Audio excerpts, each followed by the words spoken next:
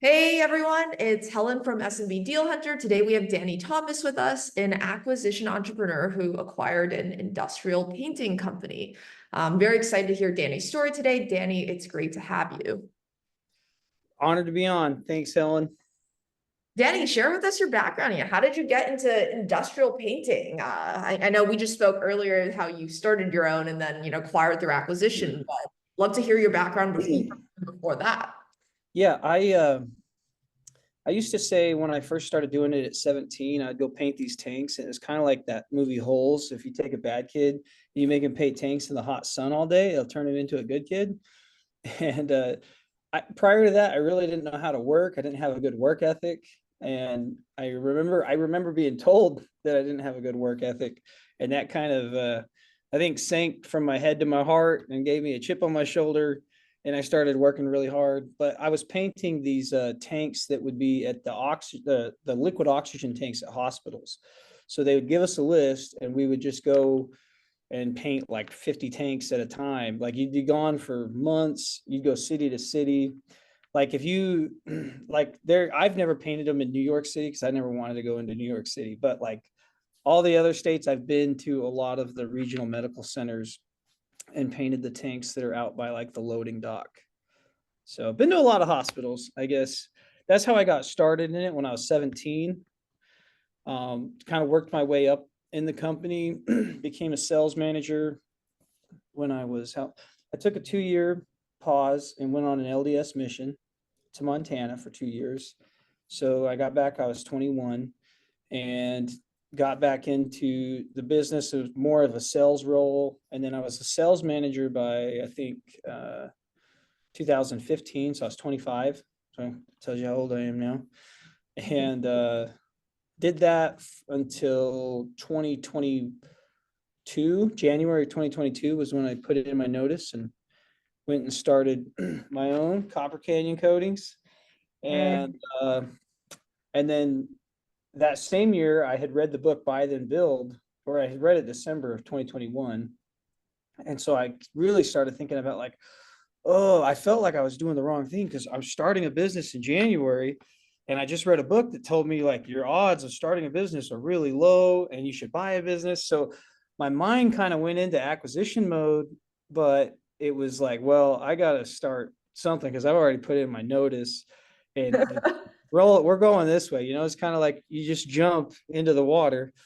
And I went to Bridger Pennington, he's a friend of mine, and he does like fund launch stuff. He teaches people about funds, and he had his first fund launch that year, fund launch live. And there was like 1,000 people in Vegas, and I went to that. And Roland Frazier was one of the people that spoke. And so that was when I was kind of first introduced to Roland's content. Fast forward like a month or two later, I'm at a mastermind and I meet Roland at the mastermind.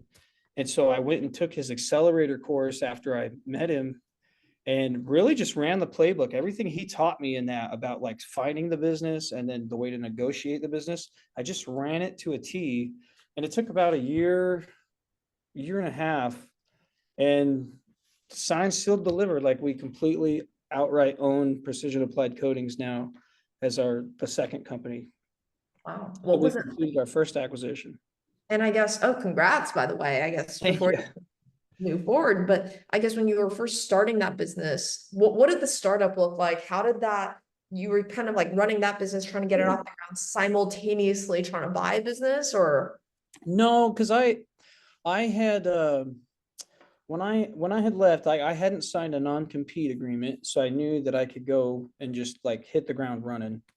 And so I went and was really, I do remember, I refinanced my house and took like $50,000 out in equity. And I remember thinking this 50,000, and this was 2021 or 2022.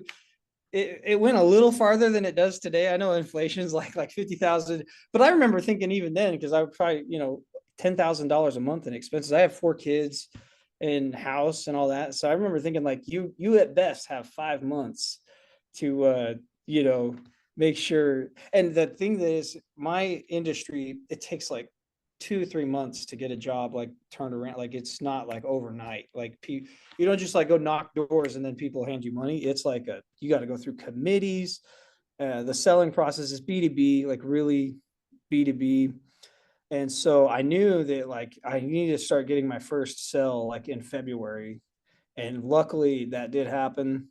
And because we got that first sell, we hit the ground running and never stopped since. Oh, So that's great. I guess first, tell us more about the industrial painting space. What do you like about it? I mean, obviously, you've been in it since you were basically a kid. yeah, But yeah. Prior to that, I worked at Taco Bell. That's what my resume would show. Taco Bell, industrial painting. what do you like about the business? Are there, you mentioned kind of long-ish sales cycles, but are once you do, get something under contract, is that recurring? Like, what does this generally look like? Yeah, so it is like it's kind of how do I describe it? Like you are like technically you are just painting the metal, but it's a really niche industry because they don't want to just hire any painter to come in because these plants, if you drop something and break a pipe like from 150 feet up in the air, like you could shut the plant down and maybe the plant is feeding Texas Instruments or Intel or Micron, and you'll screw up their oxygen supply, which will ruin their wafers and cost, millions of dollars in a really short amount of time. Like you could screw up huge, like, so I think like I've worked at Cape Canaveral, the places that are feeding, the oxygen for SpaceX and NASA. And so if like, it's just a really high stakes. They want peace of mind knowing that you've done a lot of these. And I think that's probably the biggest like walled garden to the industry is that they are just so picky. If you're a newcomer to it, they're really, really picky. And so because I already had like contacts from like people knew me, they knew me on LinkedIn. Like I was able to demonstrate that I knew what I was doing. And after a few successful projects, but what to answer your question, these plants, they'll have like a big distillation column that'll be like 150 feet tall. And then they'll have two giant, like 500,000 gallon tanks that store liquid nitrogen, liquid oxygen. Not to turn into a physics class, but the atmosphere is what? Oxygen, nitrogen, argon. And then you can get into like the really small stuff, but it takes a long time to get. A guy explained it to me once, and these plants, they'll get like liquid nitrogen. That's the most abundant thing. That's like 80%. And then oxygen's 19%. And then that last little bit is the argon, and then the specialty gases like xenon and all these other crazy ones that are like a canister. One guy showed us a canister of that gas. Like a small canister is like $500,000 because it takes months of the plant running, and they might generate millions of gallons of nitrogen to get 1 gallon of xenon or whatever. And those are, or neon or any of those weird gases. And this might be a stupid question, but what's the reason for having to paint these at all, or these? Oh yeah, no, it's mostly it's if they're rusting, they don't want to have any kind of like they don't want to get a hole in the tank, obviously, if it rusted in the severe example. And then a lot of times, like these places, they're right off the freeway, and so people drive by, they see it. I think it's more maybe it's just the marketer in me. I always press that as my sales like pain point is what is your plant saying about you? And if customers see a big rusty plant, they're going to think, even if all things being equal, two plants next to each other, one looks like a rust bucket, one looks like a cherry, they're going to want to do business with the one that looks nicer. So that's probably that main way. Because honestly, these guys, they come into work every day, and you don't want to just show up and see a bunch of rust everywhere when you could have it look pristine if Yeah, the maintenance budget. that makes sense. And and how often do you have to kind of repaint? Is it like, are these like kind of one-time jobs, or are It's these? like probably every like 5 years. Depends the climate. Like Corpus Christi, it's going to have high salinity and pollution in the air, and that makes a huge difference. Like, or Wilmington, California, those kind of places. Long Beach, it's like high pollution and high salinity. But here in Utah, you can paint a plant once every 20 years because it's dry. There's, other than the pollution, but it's so it just depends on where it's at in the country on for how long. But I've seen, depending by industry, the electronics industry, they will paint a plant just because almost like they have so much money. And then you go in there and you see like the iPhone in the case, and it's like, this is what we're making at this plant. And, oh, this is why they're having us paint it, even though nothing's rusted. So I'm curious, what was the main motivation for, you already had this business you started. What was the motivation for buying a business? Was it, I mean, obviously you read the book, but why not just grow, continue to, get more customers, go to your contacts and grow that way with your existing business? Why go and buy another one? I think for one, I had kind of tried that for years. Even when I worked at the other company, I had like, there were areas that I could not get in at all with these, like, because of that walled garden. And even though I'm like, I've got this huge stack of all the jobs we've done to show, they still, and as I bought this company and got to know the seller, it totally makes sense now because he is so funny. He's so charismatic and just like makes you laugh. And I could just see why nobody would want to do business with anybody else. As long as he'd always say pigs get fat, hogs get slaughtered. So as long as he didn't go like crazy gouge them, he's going to get the job. He wouldn't even have to go to the walkthroughs. I remember it kind of over the years, like I would see me and all the other competitors at the walkthroughs, and I wouldn't even see him there, and he would still get the job. That's how much they liked him. And yeah, that's kind of, he's taught me a lot in that way though, of like making it more relationship based. And again, still, you can't like just charge whatever. You need to be competitive, but also see how that people do business with people they know, like, and trust. And so if you can make them laugh a little bit, I think that helps. Yeah, no, I certainly. And I guess when you were looking for another business to acquire, how did you go about finding this one? Like, did you see some other ones? Like, how are you sourcing? Yeah. So, and I wonder if this was just like a one-off, like planets aligned. I got super lucky. I think I really do believe that there's a ton of luck involved because, I but agree. like he wrote down when I went through Roland's class, he talks about, you want to look for a baby boomer. You want to look for somebody who's either getting divorced or maybe there's a death in the family. And now the business, you're like, there's little things you're looking for. And when I first reached out to him, so I had met this guy at walkthroughs, the ones that he did go to, the few times he did go. Like a lot of times I'd go, I wouldn't even see him. But the one time he did, we talked a little bit. I didn't get his number or anything. I ended up getting his number from a customer. I called a customer and said, hey, Gary is like 67, 68. He's probably going to want to hang up the hat soon. And can I get his number? Like, I want to just call him and see if I could buy his business. And the guy sent me his number. When I called him, he confused me. I'm Danny Thomas. He confused me with a guy named Donnie Thomas. And he was like really rude to me at first. And he thought that I was like calling as a prank. And if I were like scroll through my phone to the very first text, he was like pretty rude and blunt.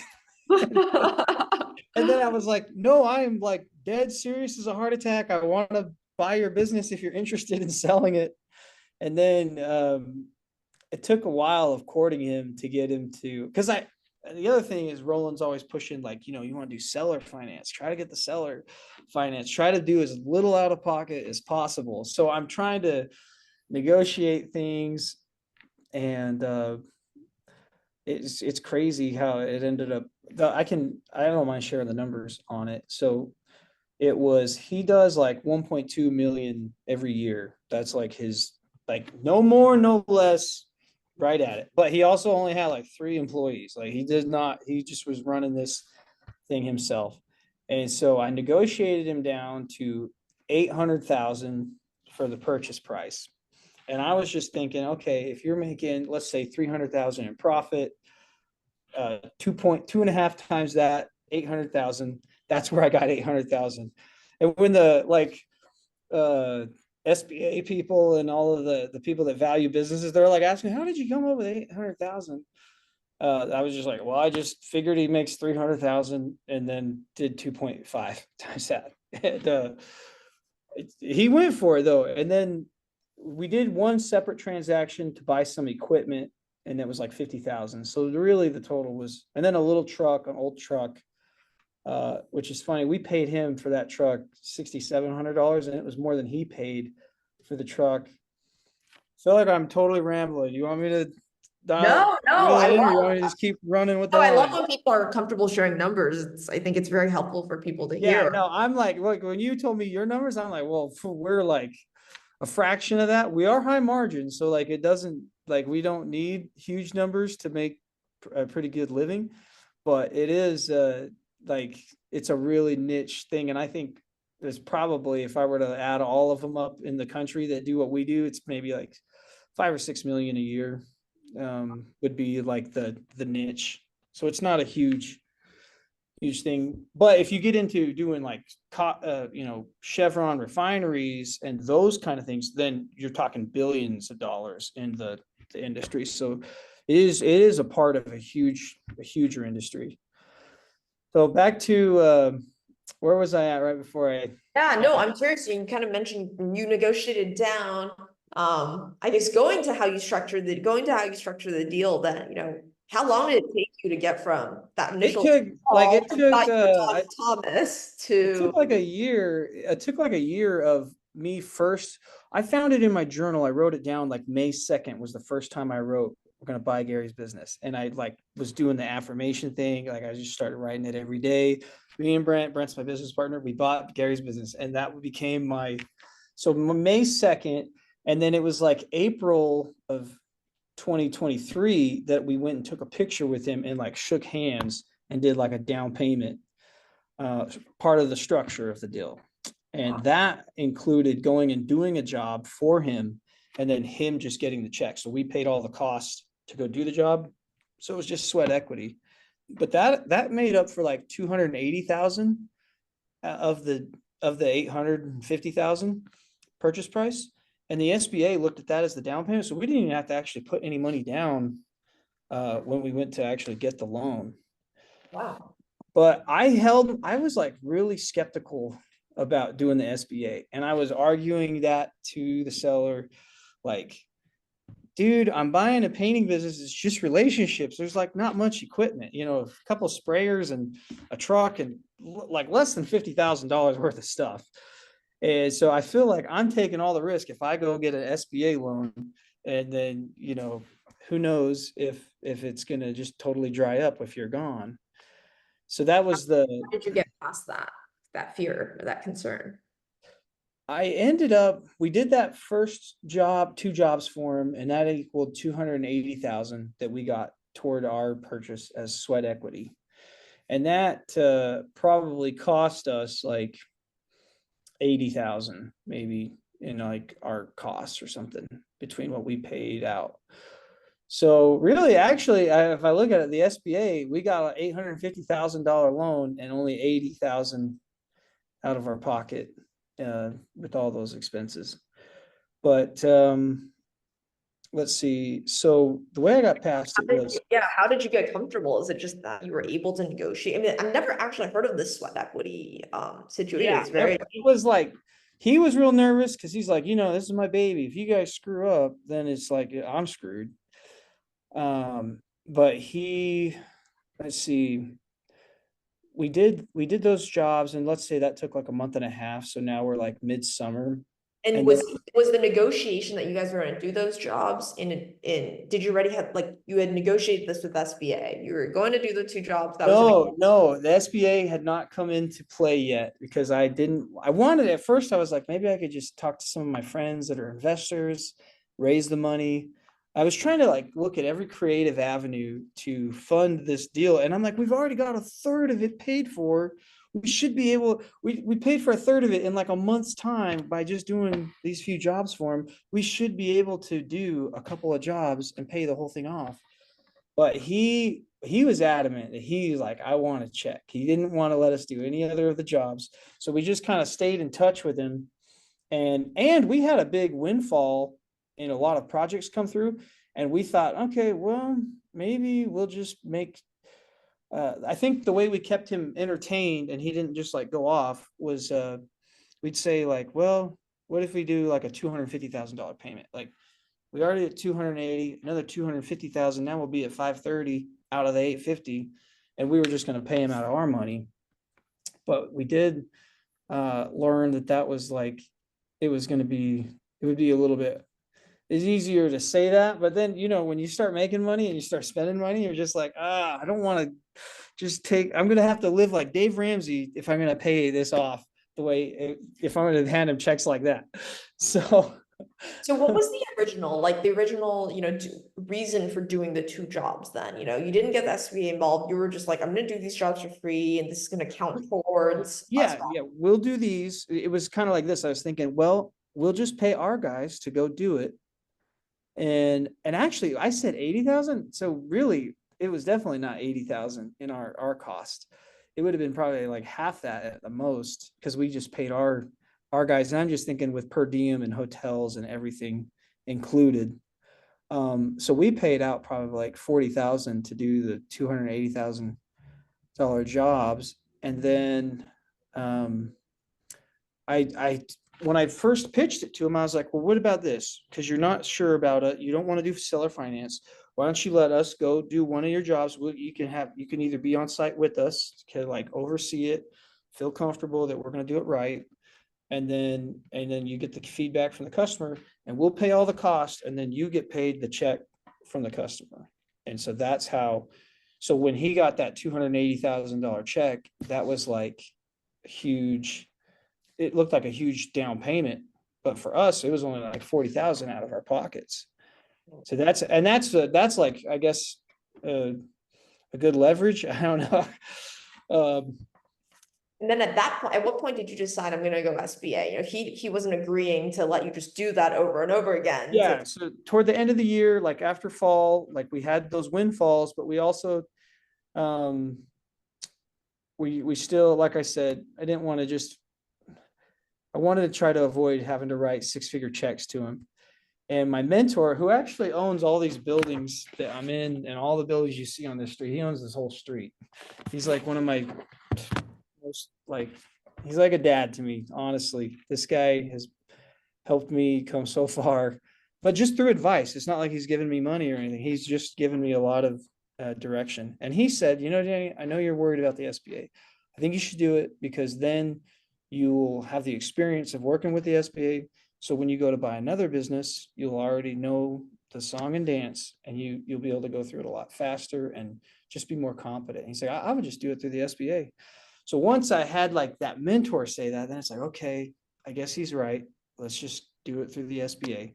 So that was like February of this year that we were like, okay, we're going to start talking to the SBA.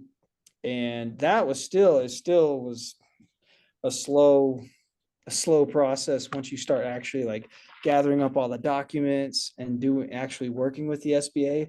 But what lit a fire under me was once they valued the business, they had somebody come in and value the business. And I don't know if I should reveal how much they valued it at, but it was a lot more than we paid for it. I'll just put it that way. And it really motivated me to be like, oh my gosh, like our first deal, and we're already like hitting Warren Buffett returns here.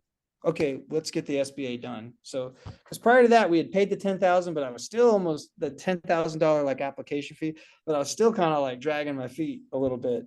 And then once I saw the valuation, it made me be like, oh wow, okay, let's get this done before someone changes their mind. And then we pushed hard, and it still took months because we found out one of the things we had done by doing that side transaction of the 50,000 and then buying the truck was like, well, you need to have the title of the truck at this closing.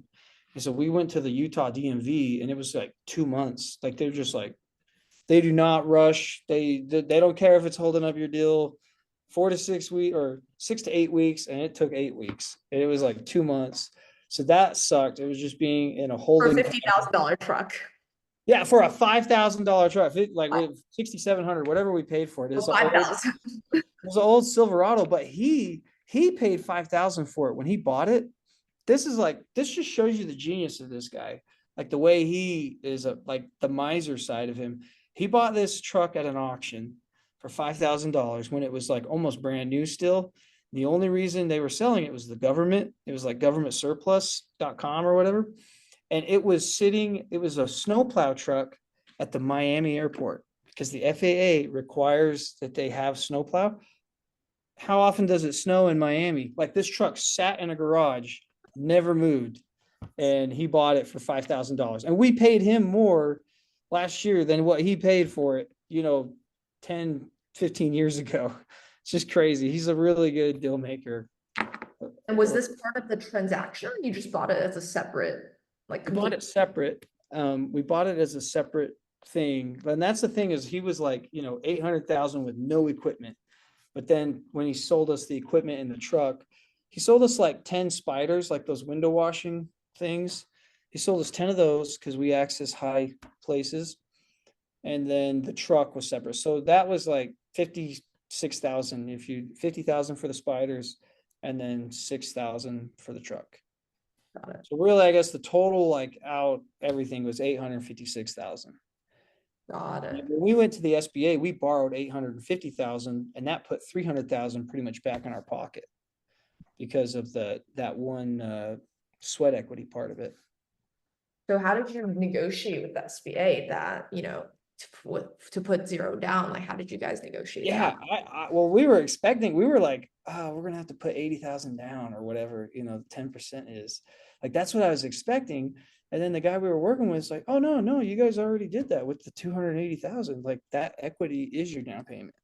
So it was like I didn't even negotiate it. I was told it like is this matter like a surprise, like, oh, well, that's cool. I don't have to put out 80,000 that I thought I was gonna have to shell into this. And let's see what other So things. how long did that entire process take you from approaching the SBA or the bank to actually then closing the deal? Once we started doing it like in earnest, it was probably March to like mid-June. Like I think I forget what our closing day was. It was like June. You think I'd have it tattooed on me? I was so excited. It was And probably other, like mid-June. how So it long took did like 3 months. the truck delay that? The Yeah, it was title, at least 2 months because I mean we were literally in a holding pattern. I that's remember one.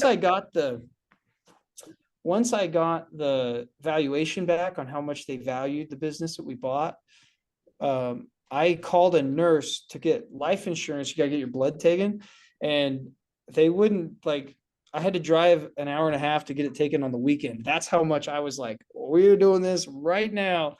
So when the DMV hit me with that 2 month holding pattern, it just was like, oh, I've been like trying to rush everything else, and then I got hit with that. So but he knew that we were getting it in earnest. He could see like we were asking him, hey, we need these documents, and this is like, and then once you start talking wire transfer numbers, like then he's like, yeah, he was excited about it too.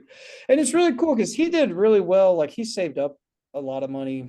He's really well off for retiring.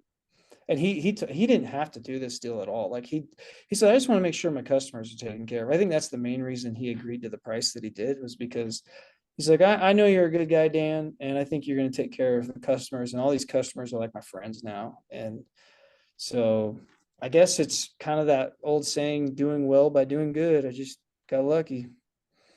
No, that's fantastic. Did he look at selling his business to anyone else? I think you mentioned maybe. He mentioned, well, I guess Donnie Thomas would kind of yanked him around about it. Like they would always maybe kick the can a little bit and talk about it. And so I think he was like, that's why he answered me the way he did, was he thought that this was just like a joke, or like he was like, are you just pulling my chain again, kind of thing.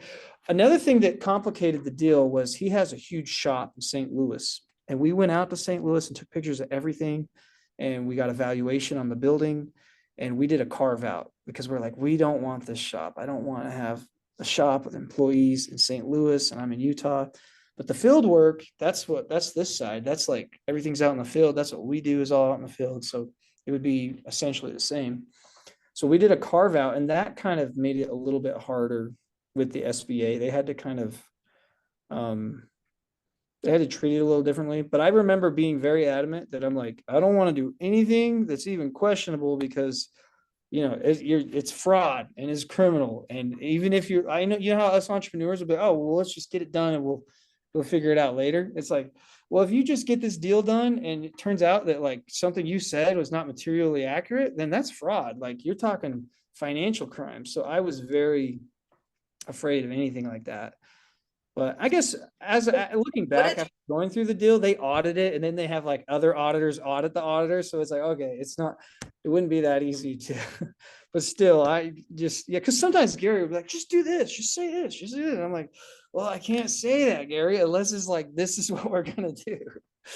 Yeah, no, that's totally fair. And That I probably took like 3 weeks of the purchase agreement going back and forth too, because then it's like, oh, I gotta have a lawyer look at it because we changed this, and I want to just send it, and Gary wants to just send it, but it's like, you should have a lawyer look at it. yeah. And how did you conduct diligence on the business? What did you Oh, do? I mean, we really didn't, other than okay, like we knew he was doing at least the margins we're doing. But then we found out he's actually doing way better than us. Like we're like, you look at industry benchmarks, it's like we're kind of lackadaisical on a lot of stuff. Like we stay at Holiday Inn, he stays in Motel 6, and that $70 a night versus $120 a night. Like he's that much more margin per night. So he runs really lean. One of his sayings, and this is the kind of stuff like he has something like this for everything, and this is why people laugh when they're talking to him.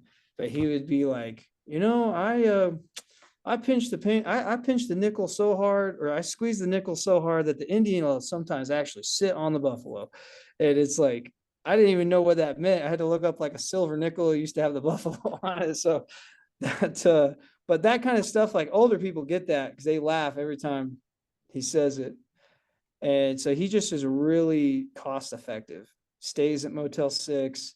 He has that old truck that he paid $5,000 for, whereas we're driving, like a new Nissan Titan or an F-350. Like we're nowhere near as aggressive on the margins as he was. So the diligence was, I know he's doing these jobs. He's a competitor and he's winning the jobs and he's doing them at better margins. So I guess I was going on blind faith, but I knew he's doing actually better than us on how he runs a project.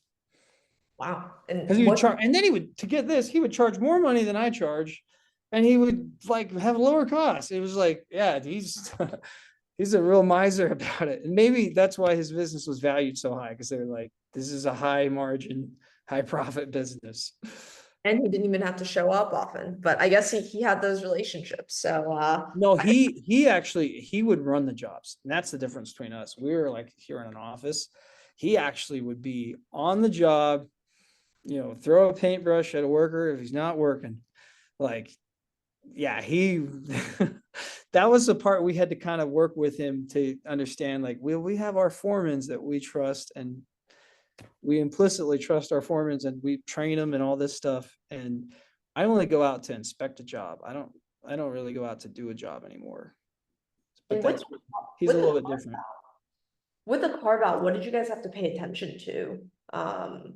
Well, while you were, I guess, navigating that.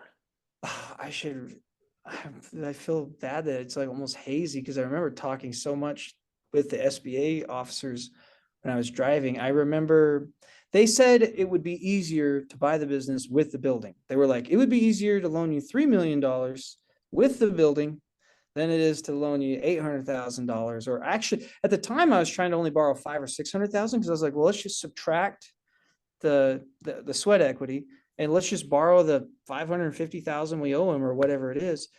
And the SBA people were like, nah, that's, and maybe it's just, I don't know if it's just like that's too small of a transaction for them to write home about. But so they told us do the 850. They did say that we can do a carve out, but it is we have to go this route. It changed the purchasing agreement to being Jesus, you think I'd know this stuff better, like assets only, because we really were just buying the relationships. So yeah, we bought the name pretty much and the relationships, and we have like the agreement, like the non-compete. which which when you're buying a business, at least those have teeth. When it's like owner to seller non-competes. I know that they just passed that law about in September there'll be no more non-competes, but they have a carve out for owners because like why would anybody buy a business if the guy can just start a business the next day and compete with you even though he just sold you a business? Exactly. No, no, that's super interesting. And what does the transition look like? You know, you closed the deal not so long ago. Mm-hmm. What's that look like integrating, you know, his business with yours? Has he been pretty involved still? I would love to He hear. has. It's been actually honest. It's been awesome. I told him we put in the agreement that he'll get a 7% commission after we've done enough that we've put like at least done as much in revenue as we had on the loan. So once we do, 800,000 in revenue, then he gets a commission on everything he sells. Cause I wanted him to stay excited and wanted him to stay involved. And he's actually really excited about it. He told me yesterday that he's like, I don't see myself just doing this for 2 years. Cause that was kind of like, they want you to be involved for like 2 years or whatever. And he's like, I think I'm just gonna keep doing this till you guys tell me to go to hell. That's were his exact words. And I'm like, you know what? If you're happy to just take a couple calls once a week or so and do your gift of gab for selling, I'll just keep you vice president of sales. Like he's a better salesman than me, and I thought I was a good salesman. No, that's great. I feel, and that's again why I say I feel lucky. I feel like we were incredibly lucky. And when anybody asks my advice on buying a business, at least from my experience so far, it is just vet the seller, vet the seller. Because if I was buying this from a jerk, like we could be up the stream without a paddle. Yeah. No, that makes a lot of sense. And I'm curious, with the current seller, I mean, was he looking to retire? Was that kind of the original? Yeah, he's 68. So So, but he still wants to work. So, I mean, he that's doesn't, great. he wants to work, but he likes the sell because it's like easy to just do a few phone calls. If someone calls him, like he's not even cold call. He just basically they call him, hey Gary, you want to come do this? And so he'll like work up the bid and still sell it, and then we'll go do it. And as he's transitioning, he's just telling the customers I'm his right hand man. Like, so he hasn't told any customers that he sold the business yet. And I thought this was pretty clever. I didn't know what he was going to say when I went and walked a job with him in St. Louis. He introduced me to the guy, and he's like, Danny's over the West Division. Anything west of the Mississippi, Danny's been doing, which is it's just true. Like as a contractor, I've been west of the Mississippi, but he just like made it sound like, yeah, I'm just the right hand guy, and that has made it where there's no like red flags where they're like, oh, you sold the business, and who's this Danny guy? It's just like he's ingratiating us with the customers, which is really important because that's really what we bought more than anything is just the relationships. No, 100%. Do you feel confident now? I guess maybe it's too early that, the relationships are going to transfer, even though, he's still the one getting the calls. Do you feel confident that they'll eventually transfer to you? Yeah, I do. And honestly, whether they did or not, as long as he's happy to keep selling them, is almost as like easier for me if he does it and then works up the bid and just he'll always. I've noticed he never sends a bid without talking to me first though, because he's like, hey, it's your company. I want to make sure you're happy with it. But I'm always like, dude, you charge more than I used to charge. I need to learn to charge like you. So just whatever you think we should price it at, price it.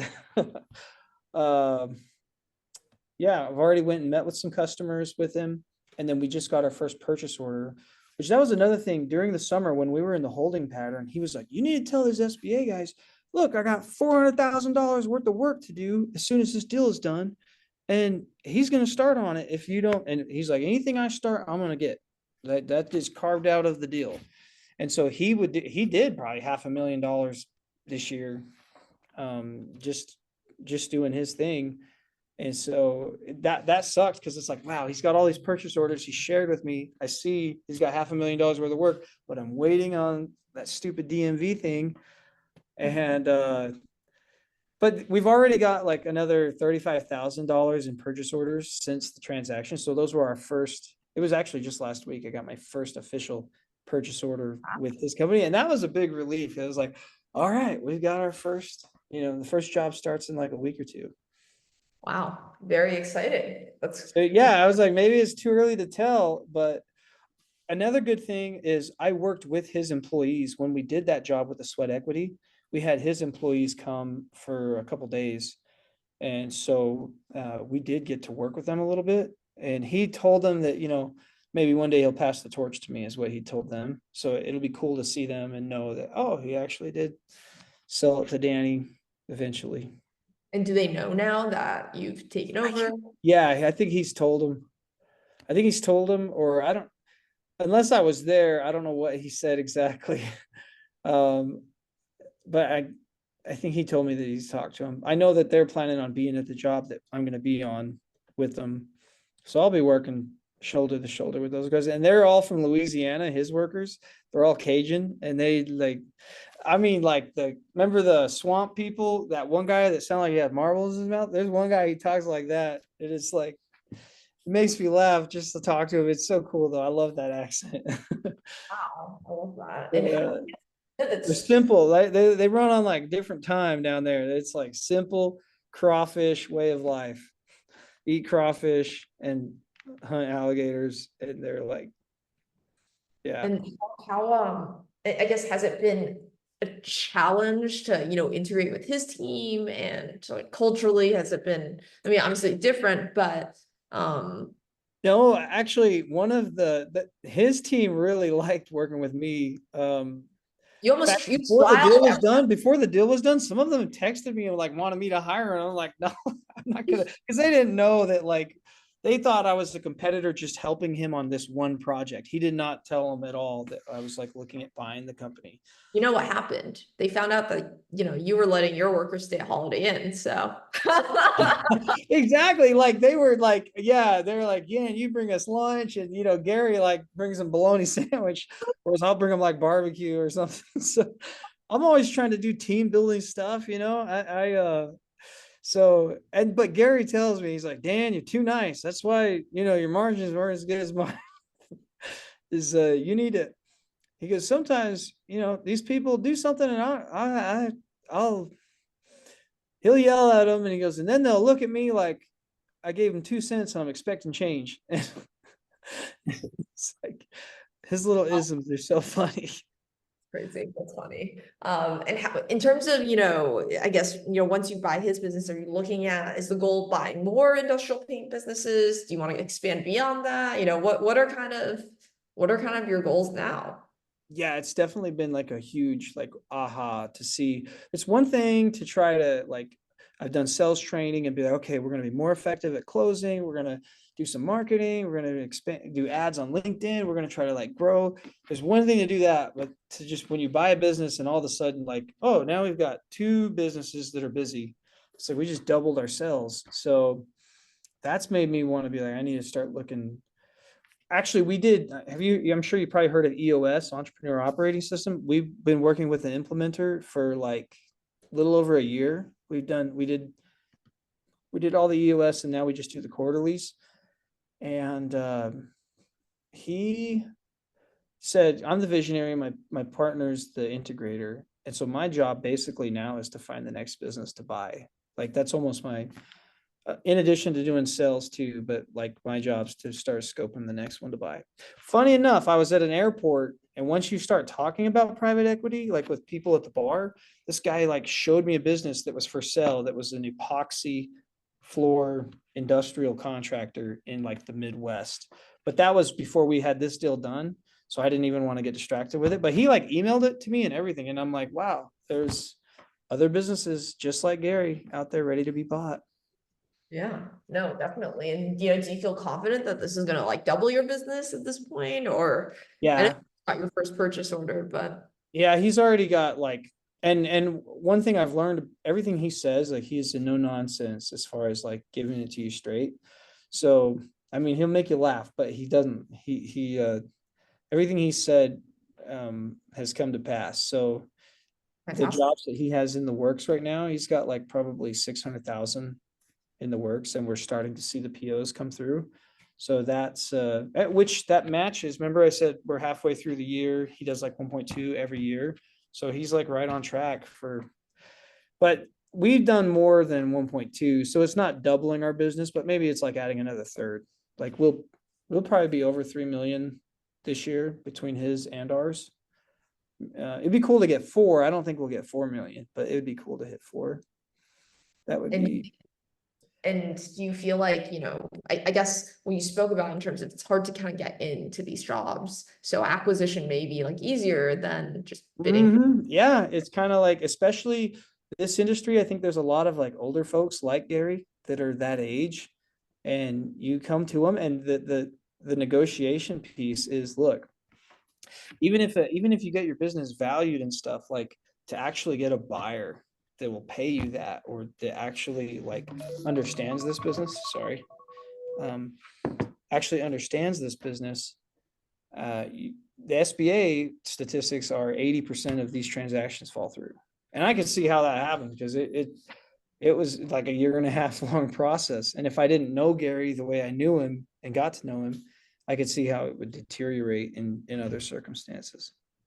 Yeah, So you no. use that as a bargaining chip of like, hey, this is a very industry specific. It's specific. It's hard to sell a painting business. There's not a lot of assets. It's all, but when you're a painting business, you're competing on every job with 3 other contractors. Maybe there's a few master service agreements in there, but even most master service agreements will still say you compete. Like, you don't get exclusive rights to do all of their plants. And so that's the hard part about this industry, is there's no guarantee that you're going to get all this work. But that's why I feel lucky. That's again why I say I feel lucky working with somebody like Gary, because he's ready to like retire and take a step back, but he'll still help me on the phone. Like if a customer calls him, and then he'll help me do a bid, and That's maybe it's a $200,000 bid, and he just, it took him like 30 minutes or whatever. And so that's why he said he plans on doing this for years still, if with the commission, where he still just, I told him, if you probably, I think he never wanted to do more than 1.2 million. He would turn away work. So now I'm saying, go get everything you can. If you get $2 million, I'll pay you $140,000 for just literally taking a few phone calls throughout the year. Yeah, so I think we got lucky. That's probably, yeah. I used to think every time I got a free upgrade from Delta to first class that I was living right. And I think maybe this is just one more evidence of that. I love that. I guess, I know we're at time, but, last question is just, any sort of final words of wisdom based on your experience for those who are, looking to buy their first business. I guess Yeah. where you were maybe a year ago, or a 1.5 years, or even 6 months ago. Yeah. Great question.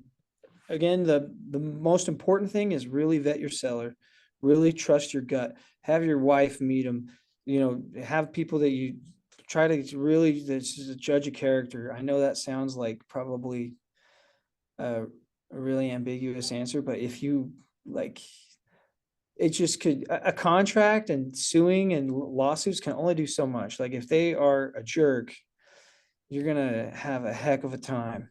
And if you find the right fit, it's almost like getting married to them in a way. You're like looking for, that's what I always think about with like my business partner. And they say 90% of your happiness comes from the person you marry. So like, you want to make sure you really vet that process. And I would just put it like 90% of your headache is going to come from how you picked a seller. So if that seller is this the kind of seller who's going to give you like 90%, like, oh, I'm glad that I did this and it's headache free, or is it like, oh man, this person's hard to work with? Like, they call it the tacos and tequila test. Make sure you at least go get tacos and tequila with them. And are they someone that you would like to get tacos and tequila with? I don't drink, but that you get the example. Like, go to a barbecue with them. Like, you don't have to be their best friend, but do Love that. you see yourself working with them? It's important. It's important. And then the other piece of advice to the new young private equity investors that are aspiring, and I'm just as much an aspiring one. I don't think I'm not a pro. I've only done one deal, but don't underestimate yourself, because I just, I read the books and took the course, and the first thing Roland said to do was go change your profile to investor. And I'm like, well, I'm not an investor yet. And he's like, well, you're not just an investor with money. It's like your time and your resources and your ability to be resourceful. And so that's why I used to always say, if we don't make this deal, it's because we didn't get creative enough. And there's got to be a way to make this deal if we just get creative enough. And I would tell that to Gary too, that like there is a way. We just got to figure it out. And it And you worked. did it. Yeah, Yeah. you did it very creatively. So I love that.